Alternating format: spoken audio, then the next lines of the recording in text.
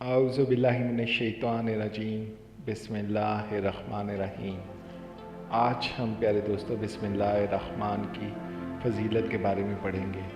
بہت سارے ہمارے مسلمان بھائی ہیں جو بسم اللہ الرحمن الرحیم پڑھتے ہیں، لیکن وہ اس کی طاقت کو صحیح طرح سمجھ نہیں پاتے، کبھی پڑھتے ہیں اور کبھی بھول جاتے ہیں۔ اگر وہ اس کی خاصیت کو اچھے سے سمجھے تو مجھے یقین ہے کہ وہ اس کو کبھی نہیں بھولیں گے۔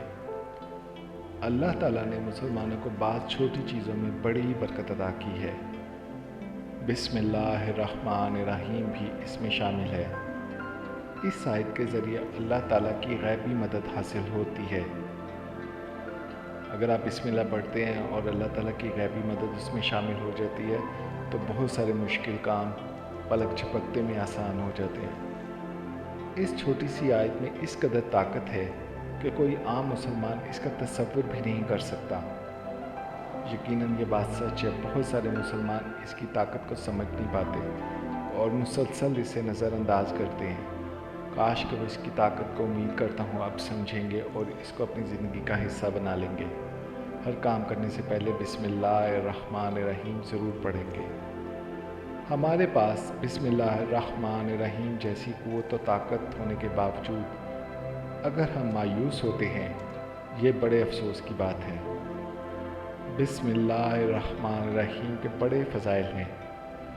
رسول اللہ نے فرمایا کہ مجھ پر ایک ایسی آیت اتری ہے کہ کسی نبی پر سوائے حضرت سلیمان علیہ السلام کے ایسی آیت نہیں اتری۔ وہ آیت بسم اللہ الرحمن الرحیم ہے۔ حضرت جابر فرماتے ہیں کہ یہ جب آیت اتری، بادل مشرق کی طرف سے چھٹ گیا، ہوائیں ساکن ہو گئیں، سمندر پھر گیا، جانوروں نے کان لگا لیے، شیاطین پر آسمان سے شعلے گرے۔ پروردگار عالم نے اپنی عزت و جلال کی قسم کھا کر فرمایا کہ جس چیز پر میرا یہ نام لیا جائے گا اس میں ضرور برکت ہوگی۔ حضرت ابن مسعود فرماتے ہیں کہ جہنم کے 19 داروغوں سے جو بچنا چاہے وہ بچاؤ بن جائے گا۔